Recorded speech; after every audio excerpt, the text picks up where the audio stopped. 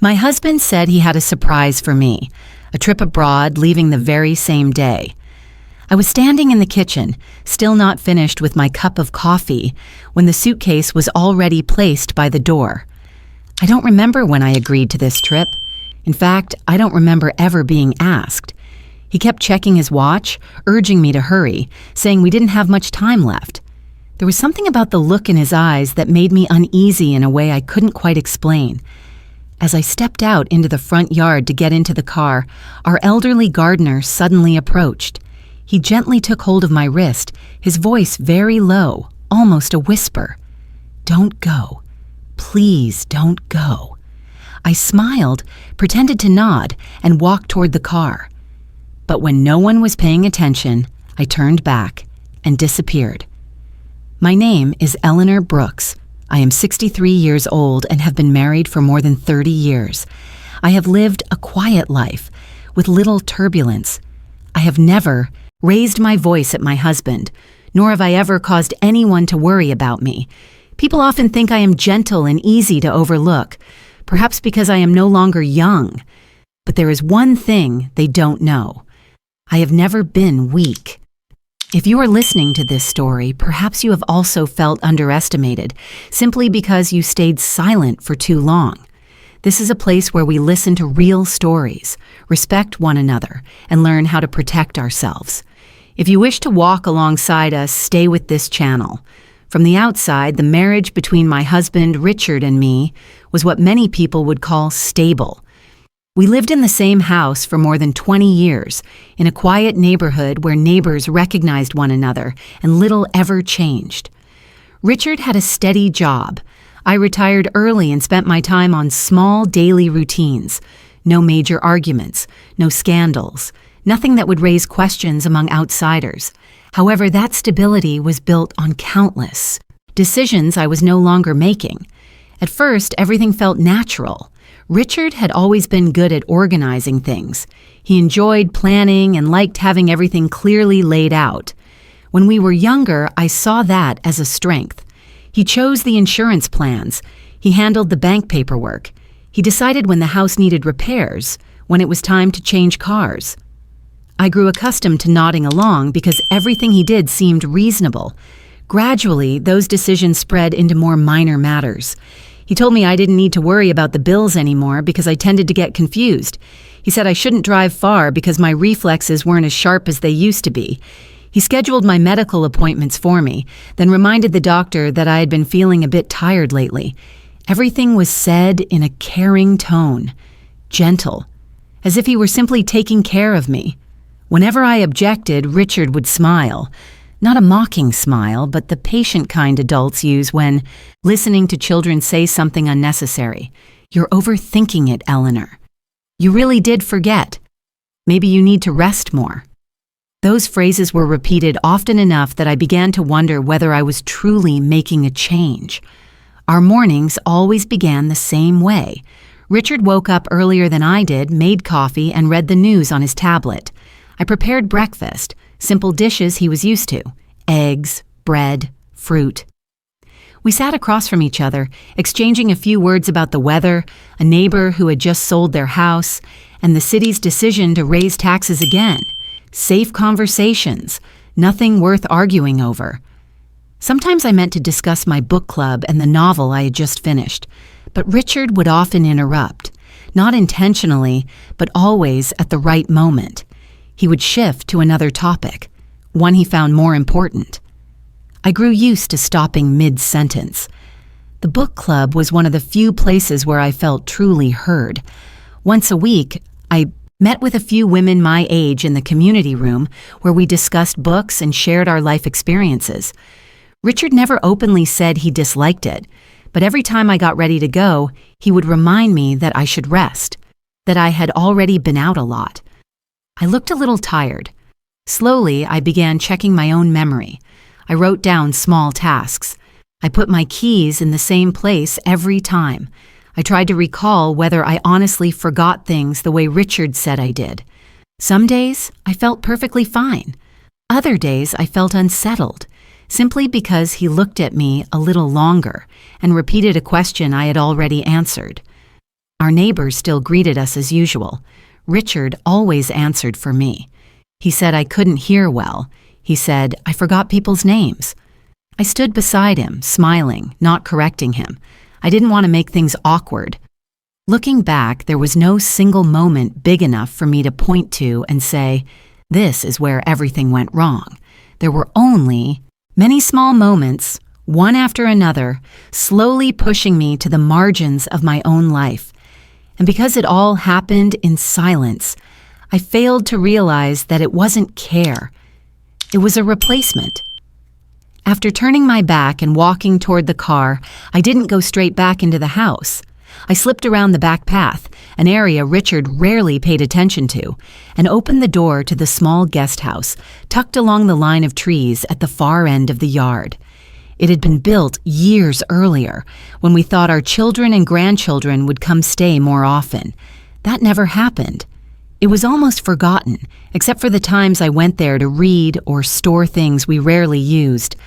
I closed the door as quietly as I could, pulled the curtain halfway down, and stood still. My heart was racing, not because I knew what was about to happen, but because I didn't. The feeling sent a chill up my spine. I had never hidden from anyone inside my own home. From the small window of the guest house, I could see the entrance to the front yard. I watched the car Richard had called our ride pull away. He stood outside for a moment, checked his watch, then went back into the house with a walk that didn't hide his irritation. I thought he might come looking for me right away, but he didn't. Everything stayed quiet for nearly 20 minutes. Then I heard another engine. It didn't sound like the first car, heavier, lower. A dark-colored vehicle stopped at the gate. I held my breath. 2 men stepped out. They weren't dressed in anything unusual, but the way they moved caught my attention. Quick, efficient, not looking around the way visitors usually do. Richard opened the door for them almost immediately. There was no friendly handshake, no extended greeting. He simply stepped aside to let them in. I couldn't hear what they said, but I saw Richard close the door very quickly, as if he didn't want anyone to see that moment. I stepped back, fear spreading from my chest up into my throat. This was no longer a vague unease. This was real fear. I began to wonder if I had done the right thing by not going on that trip. But when I thought of the look in Richard's eyes that morning, I knew I couldn't go back. I sat down on the old wooden chair in the guest house and forced myself to slow my breathing. Through the narrow gap in the curtain, I saw the lights in the living room turn on in the middle of the day. Shadows moved back and forth. At one point, I saw one of the men bend down near the bookshelf. At another, they stood for a long time near the wall behind the sofa. I didn't know what they were doing, but I knew one thing for sure. They weren't there for tea. About half an hour later, I heard footsteps in the backyard. I startled, jumped to my feet, and instinctively covered my mouth. The door of the guest house trembled slightly, as if someone were standing very close. I couldn't breathe. If they opened the door, I didn't know what I would say. A light knock sounded. Not urgent, not hard, just one soft knock. "It's me, Mrs. Brooks," a familiar whisper said. I opened the door a crack and saw Henry, our gardener, standing there. He lowered his head, glanced quickly toward the main house, then looked back at me. His face was more tense than I'd ever seen it. "You didn't go, did you?" I shook my head. He exhaled as if he had been holding his breath for a long time. "I know I shouldn't interfere in your family matters," he said, his voice trembling slightly. "I've worked here a long time. I need this job. But this morning I couldn't sleep. Something about this didn't feel right." I asked if he knew who the 2 men were. He shook his head, then spoke even more quietly. "I only know they shouldn't be here when you were supposed to be far away." We stood still for a few seconds, neither of us saying anything more. Then suddenly, the door of the main house opened. One of the men stepped into the yard and looked around. Henry and I both stepped back at the same time. I closed the guest house door, my heart pounding so loudly I was afraid they might hear it. Through the crack in the door, I saw the man standing very close. Just a few more steps and he would have reached us. He stood there for a moment, then turned away. Only when his footsteps faded did I dare to breathe again. I realized I had gone too far to turn back, and whatever was happening in that house, I had unintentionally become part of it. Henry and I sat across from each other in the guest house, the door closed tight, the curtains drawn low. No one turned on the light. The dim light from outside was enough for me to see his face. He looked older than usual, as if time had managed to carve a few more lines into his forehead in just one morning. "I shouldn't be saying these things," he began, his voice low and slow. "But if I don't, I'm afraid something irreversible will happen." I told him to go on. I needed to know. He took a deep breath and then began to explain. For months, while working in the garden, he had often heard Richard talking on the phone in his study. The window was usually open there, especially in the summer. He hadn't meant to eavesdrop, but some words didn't require effort to hear. They carried on their own. At first, he only caught fragments, words like tired, changes, not like before. He thought it was a husband talking to a family doctor. However, the content of the calls gradually changed. Richard began using terms that Henry had never heard him use when speaking about me. Memory decline, no longer clear-minded, easily panicked. Henry paused and looked at me, as if afraid I wouldn't be able to handle it. "He talked about you as if you weren't there anymore," he continued, "as if you were a problem that needed to be managed." My throat went dry. Part of me wanted to protest immediately, to say Henry must have misheard, that Richard would never talk about me that way. But another part, the part that had stayed silent for so long, began connecting the small details I had ignored. The times he corrected me in front of others, the times he told me to rest when I felt perfectly fine, the times he said I forgot things, even when I remembered clearly. For the first time, I felt truly shaken, not because I doubted my memory, but because I began to doubt how I was being seen. Henry said there had been a call a few weeks earlier that kept him awake all night. Richard had spoken with someone for a long time. His voice was tense, unlike the voice I heard in the kitchen or the living room. He asked about capacity evaluations, asked what paperwork was needed, asked what signs needed to be documented. My hands grew cold. Capacity evaluation. That wasn't something someone asked about casually. I asked Henry if he was sure. He nodded slowly. "I've worked as a gardener my whole life, Mrs. Brooks. I'm not good with numbers, but I remember voices. That wasn't the voice of someone who was worried. It was the voice of someone preparing." We sat in silence for a while. Then I thought of the two men in the house and asked if he knew what they had done. Henry shook his head, but said that when they left, he saw Richard walk them to the door in a hurry. He didn't look relieved, only unfinished. When Henry left to avoid drawing attention, I stayed in the guest house for a while longer. I needed time to think, but with every passing minute, the unease grew clearer. I decided I had to return to the main house, not to confront, but to observe. I waited until I was certain Richard had left, then I went inside. The house looked the same as it always had. Everything was in its place. Yet I felt as if I were stepping into a space that had been altered in ways the eye couldn't see. I started in the living room. I didn't know what I was looking for, just a feeling. When I bent down to straighten a photo frame on the shelf, I noticed a small, unfamiliar object behind it. Very small, black, round. I didn't need to touch it to know it wasn't a decoration. I found another one in the kitchen, pointed directly at the dining table. Another in the corner of the bedroom where I sat every morning. I stood in the middle of the room, my heart pounding, with the feeling of being watched in my own home. They had recorded me, every movement, every word. At that moment, I no longer doubted anything. I walked straight into Richard's study. The first drawer was locked, the second wasn't.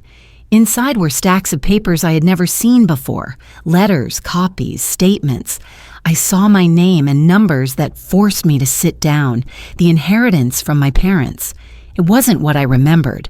The money had been redirected. The name of the person managing it had changed. Not wholly, but enough that I no longer had the same level of control as before. I sat there for a long time. I didn't cry. I didn't scream. I just felt empty. The most painful part wasn't the money. I had lived my whole life without extravagance. What hurt most was realizing that the man who had slept beside me for more than 30 years had been quietly building another story about me, a story in which I was weakening, fading, and in need of control. I thought about family, about peaceful dinners. At times, I believed silence was the key to preserving harmony. I didn't know when that silence had been mistaken for permission. When I left the study, I knew I could never return to being the woman I used to be. This betrayal wasn't loud or violent, but it was deep and cold. And because it came from the person closest to me, it hurt more than anything I had ever experienced. I stood in the kitchen, looked around, and understood that the truth had surfaced. Whether I was ready or not, I could no longer look away. I didn't decide to pretend I was losing my mind right away. At first, I only thought I needed time. Time to understand what Richard was doing. Time to observe without being noticed. But the more I thought about it, the clearer one thing became. If I remained the Eleanor I had always been, alert, careful, asking questions, I would become an obstacle to his plan, and obstacles are always removed. So I chose to step back, not because I had grown weaker, but because I needed to see more clearly. The next day, I began to change in very subtle ways, nothing abrupt, nothing dramatic. I asked him to repeat something he had just said. I forgot to put my glass back in its usual place. I stood in front of the kitchen cabinet a few seconds longer than usual, as if I couldn't remember what I was looking for. Richard noticed immediately. I saw it in his eyes. Not worry, but assessment, like someone observing an experiment. "Are you okay, Eleanor?" he asked gently. I nodded, slower than usual. I saw him exhale very softly. He seemed satisfied, but I made my first mistake that very day. That afternoon, when Richard went out, I returned to his study to photograph a few documents. I was in too much of a hurry. I thought I had enough time. I didn't notice the phone he'd left on the desk, the screen still lit. As I was opening a drawer, I heard the front door open. Richard was home earlier than expected. I panicked. I didn't have time to put the papers back where they belonged. I just shoved them into another drawer and sat down in the chair, staring blankly into space. Richard walked in, looked at me, then at the open drawer. In that moment, I knew I had overplayed my role. Not because I was pretending to be confused, but because I had revealed disorder. "Eleanor, what are you doing in here?" he asked. I looked up and said something that still sends a chill down my spine. "I don't remember." That should have been enough, but I kept talking. I said I didn't remember how I had gotten into the room. I said the room looked unfamiliar. I said too much. Richard didn't respond right away. He stared at me for a long time. He didn't speak. He didn't touch me. He just looked. That look told me I had pushed things too fast. That evening, I heard Richard talking on the phone for a long time in his study. His voice was low and tense. I couldn't make out every word, but I heard one sentence that kept me awake all night. "We need to be more careful. Something isn't right." The next morning, Henry didn't come to work as usual. I felt uneasy. By noon, Richard said Henry had taken a few days off. His tone was casual. But when I asked again, he reminded me that I often got confused, that I shouldn't worry about other people's affairs. I knew it was a warning. That afternoon, Henry called me from an unfamiliar number. His voice was shaking. "Mrs. Brooks, I think I'm about to lose my job." He asked me a lot of questions, asked whether I'd said anything to you, asked if I'd noticed changes in you. My chest tightened. My mistake had put someone else in danger. We met briefly at the grocery store near the house. He didn't dare stay long. He said Richard was watching everything. I handed him a copy of the documents I had taken photographs of, but in the rush, one sheet slipped out and fell to the ground. I bent down to pick it up, but someone nearby saw it. I didn't know who that person was. I only knew I had revealed too much. That evening, I checked where I had hidden the documents. One envelope was missing, not the most important one, but enough for me to understand that Richard had begun searching. I sat in the bedroom, my hands trembling. For the first time since I started this plan, I thought I might have underestimated him. I wasn't the only one observing. I was being observed too. But in that fear, I realized I couldn't keep acting on instinct.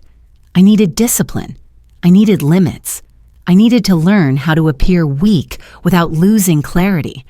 That first mistake nearly cost me the evidence. Nearly cost Henry his job, and nearly exposed me. But it also forced me to grow faster than I expected. I was no longer a woman reacting purely on emotion. If I wanted to survive, I had to learn how to play this game better. After that first mistake, I stopped acting on emotion. I waited, I watched, I remembered. I learned a different kind of silence, intentional silence. Richard believed I was fading little by little. That belief made him more confident, and that confidence made him careless. I discovered the truth on a very ordinary evening. Richard said he was meeting a friend and would be home late. He reminded me to lock the door carefully, then reminded me again, as if I were prone to forgetting. When his car pulled out of the driveway, I stood still in the kitchen for a long time, not to be sure he was really gone, but to be sure I was calm enough. I went back into his study. This time, I wasn't in a hurry. I didn't rummage. I checked each drawer and each file in order. What I was looking for wasn't in plain sight. It was hidden behind a false panel in the filing cabinet, a place I'd never noticed because I'd never had reason to suspect anything. Inside was a thick folder, neatly organized. My name was on the cover. Not in my handwriting, in Richard's. Medical records. I turned each page. Every page had specific dates I remembered clearly. The day I went to the book club. The day I went grocery shopping with a neighbor. The day I cooked dinner was no different from any other. But in those records, those days were described very differently. Disorientation, failure to recognize surroundings, unprovoked panic, a tendency to distrust family members. I read in disbelief, not because it was hard to understand, but because it was so cold, so detailed, so certain. As if the writer had been watching me for a long time, waiting for me to make a mistake, even an imagined one. There were witness statements as well. A familiar name appeared repeatedly. Marcus, Richard's old friend, the man who occasionally came over to drink beer, talk football, and laugh loudly. In the file, he confirmed that I had said irrational things, that I had lost my temper, that I had frightened others. I had never done any of that. I sat down, my hand resting on the folder, with the feeling that someone had rewritten my life without asking. I kept searching. Behind the medical file was another stack of papers, contracts, a long-term care facility, not a typical nursing home, a private and discreet setting for individuals who require specialized supervision. I had never heard of the facility's name before, but their description of services was obvious. Comprehensive care. Restricted outside contact. Full decision-making authority is granted to the family. The contract had already been signed. Richard's signature, dated a few weeks earlier. I read the line about transferring financial authority if the patient was deemed no longer legally competent. I had to read it 3 times to be sure I understood. No one had asked me. No one needed my consent. I thought I had reached the bottom of the truth. I was wrong. In the last drawer, inside a separate envelope, I found life insurance documents. I was the insured. Richard was the beneficiary. The amount was substantial. The policy had been in effect for over a year. I didn't remember signing it, and I knew with certainty that I never would have. I sat there for a long time. The shock was no longer sharp and racing. It was something else, slow, heavy, as if the final pieces had just fallen into place. For the first time, I understood this wasn't just about money. If it were only money, Richard could have persuaded me or deceived me another way. But he had chosen this path. Documentation, fabrication, prepared witnesses, a legally sanctioned place of confinement. He didn't just want control over my assets. He also wanted to control my life. He wanted to erase me as a wife with a voice. Erase me as a person with agency. Turn me into a file, a patient, someone no longer asked about her own life. I thought about quiet mornings, silent dinners, the times I chose to give in because I believed that was how families stayed together. I didn't know when that compromise had become evidence against me. The climax didn't arrive with shouting. It arrived with cold clarity. When I realized that if I did nothing, I would disappear neatly. No one would call it a crime. Everything would be labeled with lawful names: care, treatment, concern. I photographed every page. I put everything back exactly where it had been. I erased all traces. When I left the study, my hands were no longer shaking. I knew what I was facing, and I knew that if I wanted to live as a human being rather than a file, I had to prepare for the next step, not with fear, but with the clarity Richard believed I had already lost. The plot was complete, and I was standing right in the middle of it. Appointment happened sooner than I expected. Richard said it was just a routine checkup. He said the doctor was very good, very dedicated. I sat beside him, listening, nodding slowly, as if I were trying to understand every word. In truth, I was memorizing every small detail. The clinic was located in a new building, clean and quiet enough to lower one's guard. Everything was designed to create a sense of safety: soft lighting, comfortable chairs, staff who spoke gently. I understood why places like this made people believe that every decision made was in the patient's best interest. The doctor came in. He was in his early 40s, neatly dressed, with a slow, steady voice. Richard stood up and shook his hand warmly. I noticed that. They were not strangers. The doctor turned to me and smiled. He asked my name. I answered more slowly than usual. He asked my age. I gave a slightly wrong answer, then corrected myself. I did exactly what I had practiced, enough to seem unwell, but not too much. Richard sat beside me, always ready to add something. When I paused to think, he spoke for me. When my answers were incomplete, he explained on my behalf. I let him do it. Each time, the doctor made a note. The questions gradually became more specific. Dates, places, daily routines. I answered some questions correctly and some incorrectly. I pretended to be confused about things I remembered very clearly. I noticed the doctor nodding more frequently. Then it was Richard's turn to speak privately. I remained seated, my eyes lowered, listening to what drifted out. Richard's voice was sorrowful, full of concern. He talked about the times I forgot to lock the door, the times I suspected others without reason, the times I didn't recognize where I was. Listening to him felt strange, not because those things had never happened, but because of the way he told them. Very coherent, very detailed, as if he had rehearsed. When the doctor returned, his tone had changed. Fewer questions, more conclusions. He said my symptoms deserved serious monitoring, that at my age, such changes should not be taken lightly. I felt the trap beginning to close around me. At that moment, my hand brushed against the handbag beside my chair. Inside was the small recording device I had turned on as soon as I walked in. I had checked it carefully beforehand, but as I shifted, I heard a very faint sound, not enough for others to notice, but enough to send a chill through me. The doctor looked up. So did Richard. "Is something wrong, Eleanor?" Richard asked. I paused for a few seconds, then shook my head. I said I felt a little dizzy. I noticed Richard looking at my bag longer than usual. He reached out, as if to help straighten it. In that instant, I knew that if he touched it, everything would be over. I pulled the bag back, slightly too hard, too abruptly. Richard frowned. The doctor wrote more notes. The atmosphere in the room shifted. I had revealed my vigilance. I had gone too close. The evaluation continued for nearly another hour. In the end, the doctor concluded that I showed signs of cognitive decline. Not a final diagnosis, but enough to recommend next steps. He spoke about the need for a stable environment, supervision, considering specialized facilities. Richard nodded repeatedly. He looked at me with an expression I once thought was concern.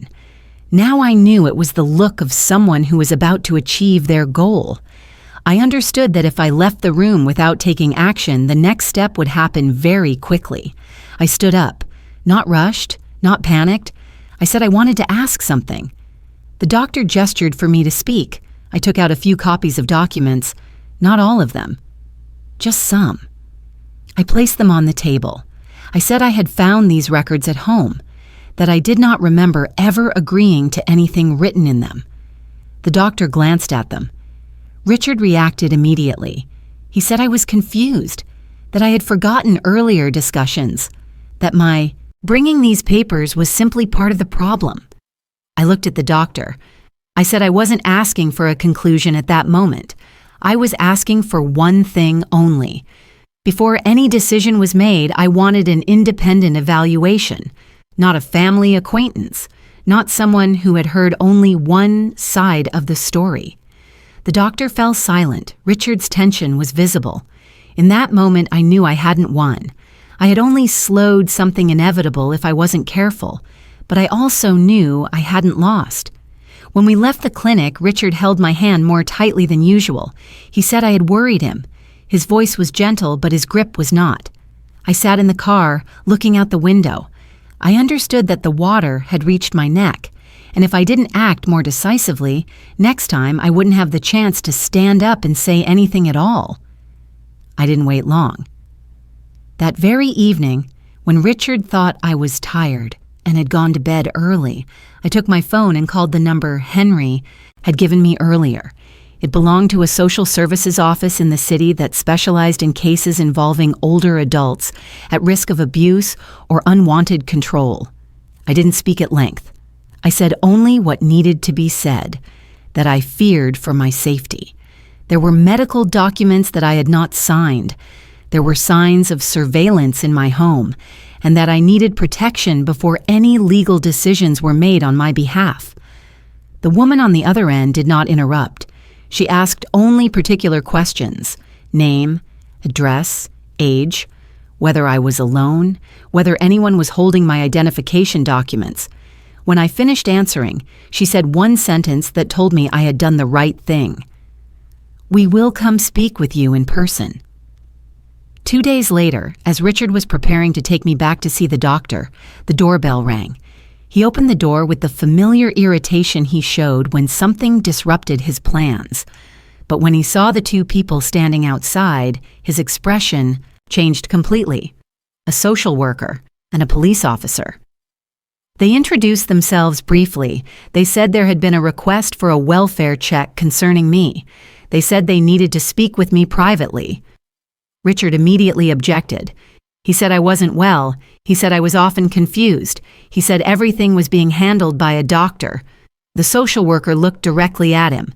"Sir, Mrs. Brooks is the one with the right to answer." I stepped forward. I stood straight. I didn't lean on Richard. I didn't let him speak on my behalf. I said clearly that I wanted to talk, privately, and that I consented to having the police present. Richard began to lose his composure. He raised his voice. He over-explained. He produced documents. But that was precisely what made everything unravel faster. When I presented the copies of the contracts and medical records and said I had not signed them, the social worker immediately halted the conversation. She looked at the officer. They exchanged a brief glance. Then the officer asked Richard several specific questions about signatures, dates, and whether a lawyer was involved. Richard began to falter. His answers lost coherence. He grew angry. He said everything he had done was for my benefit. I didn't understand what was happening. The social worker turned to me. "Do you feel you are being coerced or controlled?" I answered yes. One word, but it was enough. The police asked Richard to leave the living room. He protested, but this time, no one listened to him. I was taken to the guest house to speak privately. The social worker asked if I wanted to leave the house immediately. I said yes. Everything moved very quickly after that. There was no prolonged argument, no loud drama. Richard was asked to hand over relevant documents. He made a phone call, his voice urgent. But when he came back, his eyes had changed. There was no control left, only panic. That evening, I left the house I had once believed was safe. I took only what I needed, not much, but enough to know I was walking out on my own 2 feet. Justice did not arrive with applause. It arrived quietly. However, when it arrived, everything came to a sudden end. What happened afterwards was nothing like in the movies. There was no loud courtroom drama or heated accusations. Everything unfolded slowly, in accordance with the pace of the law. Richard was investigated. The documents I had found became evidence. The phone calls, the contracts, the signatures that were not mine. Each piece was examined individually. He no longer lived in that house. Neither did I. I did not follow every step of the legal process closely. I left that to the lawyers and social workers. I did not want my days to revolve around proving that I had been betrayed. I already knew that clearly enough. I did not need to relive it again and again. When people asked whether I felt angry, I said yes. But it was not an explosive anger. It was more like a deep, heavy sadness that lingered. I was sad that I had trusted, sad that I had stayed silent for too long, sad that the man I called my husband had chosen that path instead of talking to me. I did not feel triumphant when I saw Richard held accountable. I felt no sense of victory. I only saw an ending that never should have happened if respect had still existed in this family. Some people asked whether I forgave him. I thought about that question for a long time. Forgiveness is a simple word to say, but a challenging one to live with. To me, forgiveness does not mean going back. It does not mean erasing what happened, and it certainly does not mean placing myself in danger again. Forgiveness, for me, is the decision not to let anger control the rest of my life. I did not call Richard. I did not write letters. I did not try to hurt him further. I let everything come to a stop exactly where it belonged. There were boundaries, there was distance, and there was acceptance that some relationships cannot be repaired, only ended. I thought a great deal about my family during those days. Not family on paper, but family in its true sense. A place where people are listened to, respected, asked about their own lives, no matter their age. I realized that respecting older people does not mean deciding for them. It means trusting that they are still capable of thinking, choosing, and taking responsibility. When that respect disappears, family bonds disappear with it, no matter how beautiful the titles people call each other. I no longer resent Richard every day. There are mornings when I wake up and do not think about him at all. To me, that is the clearest sign of forgiveness. Not because I have forgotten, but because I no longer allow the past to occupy my present. Forgiveness with boundaries has allowed me to keep the rest of my life for myself. I moved into a smaller house on the edge of the city. No tall fences, no electronic gates, just a single-story home, bright enough, quiet enough, with a small garden in the back. For the first time in many years, I chose where to live without asking anyone's opinion. The house has only a few rooms. I don't need many. I placed a wooden table near the window to read in the mornings. I hung a few old photographs of my parents, of the years before I became someone's wife. Everything here is simple, but there is no sense of being watched. No one corrects my words. No one tells me I should rest when I still want to step outside. Henry stops by occasionally to help with the garden.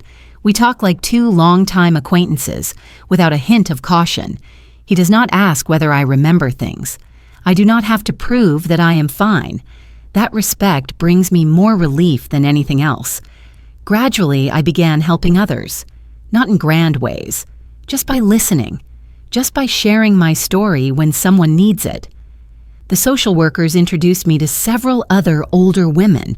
Some were being financially controlled, some had their children make every decision for them. Some sensed that something was wrong but lacked the confidence to say it out loud. I do not tell them what they must do. I only tell them that they have the right to ask questions, the right to answer, the doubt right when they feel unsafe. And most importantly, they are not wrong for wanting to be heard. I often think about the concept of family. I used to believe that family was a place where people endured each other to maintain peace. Now I believe the opposite. Family must first be a place of safety, a place where no one is made smaller because of age, a place where no one is stripped of the right to decide their own life in the name of love or concern. Older people do not need to be controlled. They need to be respected. They need to be asked, not informed. They need to be trusted, not monitored. I am not saying every family is perfect.